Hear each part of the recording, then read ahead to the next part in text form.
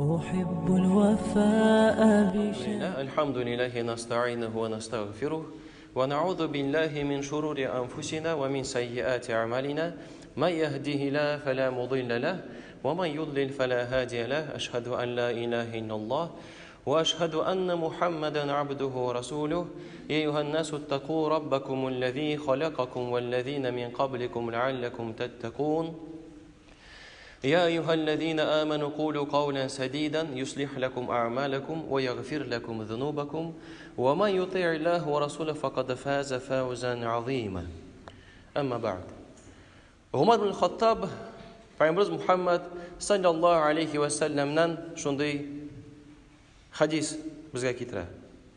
Әлігіне де Аллах субхану ва тааля миңа 10 аят индірді.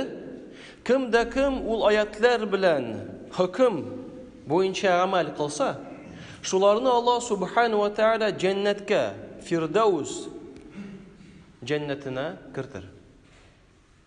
Һәм Аллах субхану ва тааля Кур'ан-ы Кәримдә әйтә шул аятлар турында: "Аузу биллаһи минаш шайтанир раҗим. Кад афлахал муъминун." Һич шиксез хак муъминнар газаптан котылып мәңгелек сәгадәткә ирешәчәк. Иманлы кеше, имансыз кеше белән аермасы. Әгәр дә кеше бу дөньядан имансыз булып китә икән, бу инде мәңгелек газапта, мәңгелек бәхетсезлектә булачак. Бу дөньяда яшәгәндә әгәр дә кеше бәхетсез, әгәр дә кеше бер хата кылса, ул тормышында ул хатаны төзәтә ала. Чөнки Аллах субхану ва тааля бу дөньяда анарга фурсат бирә, мөмкинчелек бирә, вакыт бирә. Бөтен ниъмәтләрне алмый калдыра шулай ук гынахтан сонда. Ә менә бу дөньядан китү белән инде бер нәрсә дә үзгәртеп булмас. Һәм менә иманлы кеше инде җиңә, әгәр дә иманы бар икән.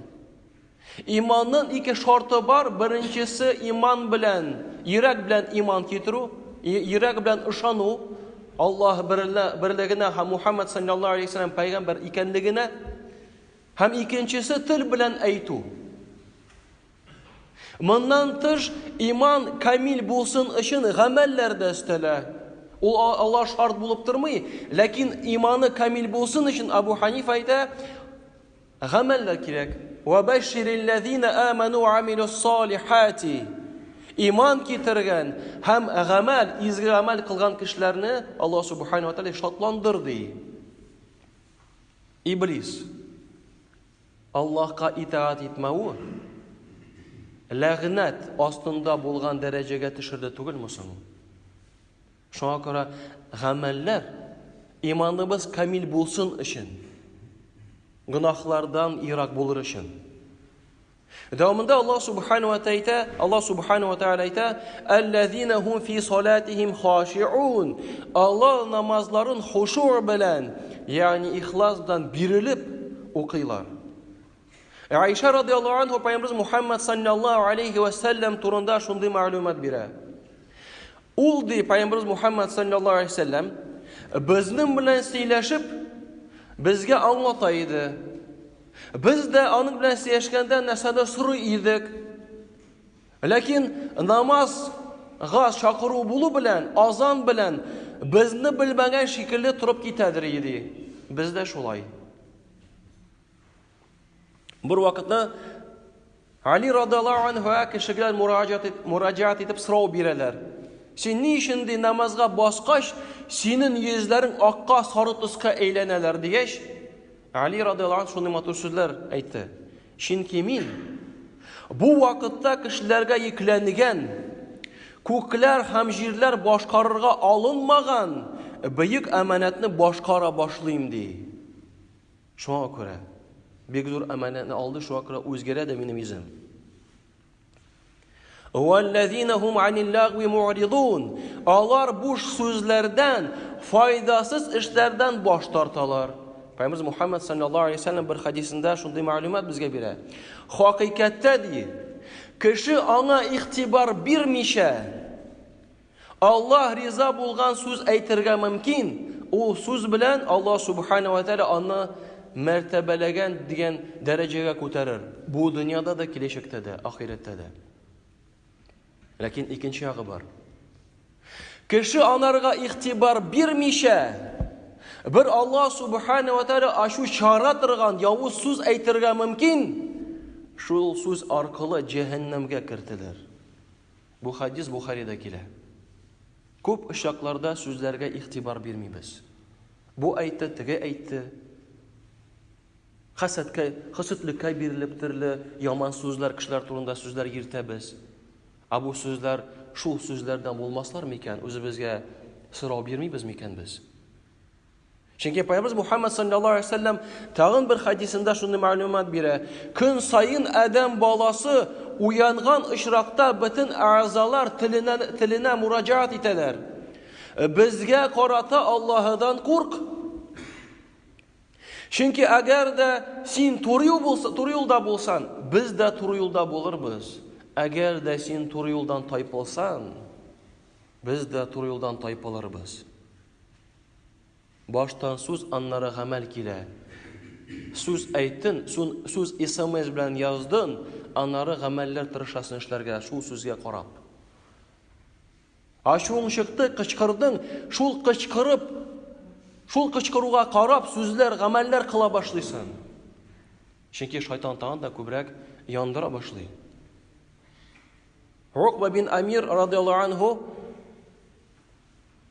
bir вакытта Пәйгамбер Мухаммад саллаллаһу алейһи ва саллям сорау бирә. Я Расулуллаһ ди, котылып калуын юлы кайда? Дигәч, Пәйгамбер Мухаммад саллаллаһу алейһи ва саллям әйтә, телең ни әйткәнең игътибарда тот.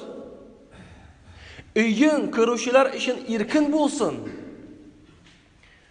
Хата ва гынаһлар эшләгәннән соң елап тәүбә кыл. Аллаһыдан гафу сора.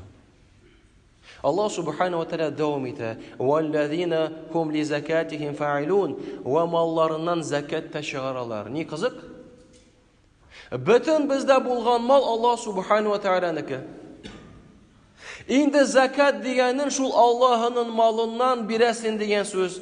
Шунда да кеше әгәр дә закат дәрәҗәсенә җитә, бераз саралыгын күрсәтә. Ничек инде бирим? Ничек бирмисең, ул бит синеке түгел бит инде. Бөтен малың синеке түгел, инде закат тем более синеке түгел булсын инде. Чөнки Аллаһ Таала аны билгәде, айырды. Синең малың түгел, моны закатты бир. Аллаһ Субханаһу ва Таала 24 сәгать бирде безгә. 24 сәгать арасында 25 минут ул намаз өчен. Хакың юк шул 25 минутта башка нәрсә эшләргә. Чөнки ул фарыз намазлар өчен. Һәрбер намаз 5 минут алып тора, фарызларын алсак. Һәм менә шул 5 минутта син намаздан башка бер нәрсә кылырга хакың юк. Вакыт табырга тиешсең. Валлазина хум ли фуружихим хафизун. Ва алар гаврат күрсәтмиләр, гавратларын күрсәтмиләр һәм зинадан сакланалар. Пәйгамбер Мухаммад саллаллаһу алейһи ва саллям яшьләр ди. Яшьләр, иләнер өчен мөмкинчелекләре булган кешеләр иләнсеннәр. Чөнки иләнү күзләрне гынахтан саклый, әҗнис агызаларын зинадан саклый. Кемнең иләнү өчен мөмкинчелеге булмаса, ул кеше ураза тотсын. Чөнки ураза җинси дәртне сүрелдерә. Менә Пәйгамбер Мухаммад саллаллаһу алейһи ва саллям киңәше.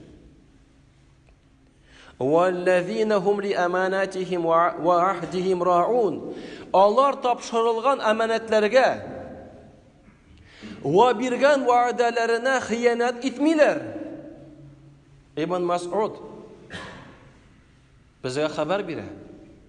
Аллаһ Субханаһу ва Тааля кыямәт көнне әманәтне кайтармаган кешегә мураҗаат итер. Әманәтеңне кайтар дип әйтер. Теге әйтер: "Я Раббым, бу дөнья юк бит инде. Дөнья юкка чыкты түгел мөсен инде. Аны җәһәннәмнән ал" дип әйтер. Теге кеше җәһәннәм утына юнәлеп, җәһәннәмнең иң түбән дәрәҗәсендә ул әманәтне күрер икән. Төшеп аны үз аркасына йөкләр дә алып барыр, чыгам дигәндә әманәте төшеп та кире төшәр икән, һәм шулай мәңге кире кайтып чыгарып утырыр икән. Һәм шул вакытта Ибн Мас'уд әйтә: намаз әманәт, таһарат әманәт, Һәм күп әйберләрне санап чыккач, һәм әманәтләрдән иң зурысы ди. Ул кайчан бер кеше икенче кешегә әйбер яисә мал калдырган булса, менә шул әманәт иң зур дәрәҗәне алып тора икән. Шакыр әманәтләр өчендә җавап бирергә туры киләчәк. وَالَّذِينَ هُمْ عَلَى صَلَوَاتِهِمْ يُحَافِظُونَ. Алар намазларын да саклыйлар. Әманәт сүзләреннән соң Аллаһ Субханаһу ва Тааля янәдән намазга кайта. Намаз дәрәҗәсе зур. Вакытым юк, эшләсем бар. Намаз укыйсым килә дигән сүзләр белән намазлардан котылмыйбыз. Садака салып, мәҗлесләр уздырып, намазлардан котылмыйбыз. Алар яхшы изге гамәлләр, ләкин намазлардан Аллаһ гына котылып булмый. Чөнки бу турыдан-туры безнең мәс'улиятебез намаз үтәү. Намаз кушыр өчен Аллаһ Субханаһу ва Тааля Пәйгамбер Мухаммад саллаллаһу алейхи ва саллям үзенә күтәрдертте. Шуңа күрә وَالَّذِينَ هُمْ عَلَى صَلَوَاتِهِمْ يُحَافِظُونَ. Алар намазларын да саклыйлар. Нәрсә генә булмасын. Нинди генә күңелең булмасын. Нинди генә дәрәҗәдә булмасын. 5 тапкыр намаз, 5 минут үтәлергә тиеш. Нәрсә генә булмасын. Нинди генә кайгы хәсрәт булмасын. Нинди генә шатлык булмасын. Намаз вакыты килде, менә шул фарыз намазны үтәсин. Отырсын. Кыямәт көнне икенче сорауга, намазны укыдыңмы дигән сорауга, я Раббым, мин бит намаз укыдым дип әйтерсең, дөньяда булмаган шатлыгын йөрәгеңә керер.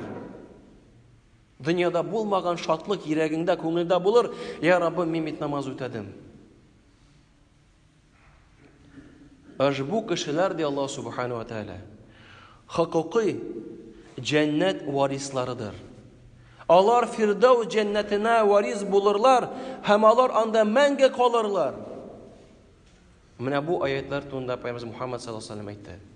Бу аятлар Муъминнәр сүрәсендә 1-дән 11 аятка хәтлек. Аллаһ Субханаһу ва Тааля һәрберебезгә дә шул кешеләрдән булырга насип итсә иде. Үзебезгә генә түгел, балаларыбызга да, туганнарыбызга да, хәтта белмәгән кешеләргә дә. Җумһуриятебездә, Россиябездә, бөтен җир шарында һәрбер кеше шул аятка лаеклы булып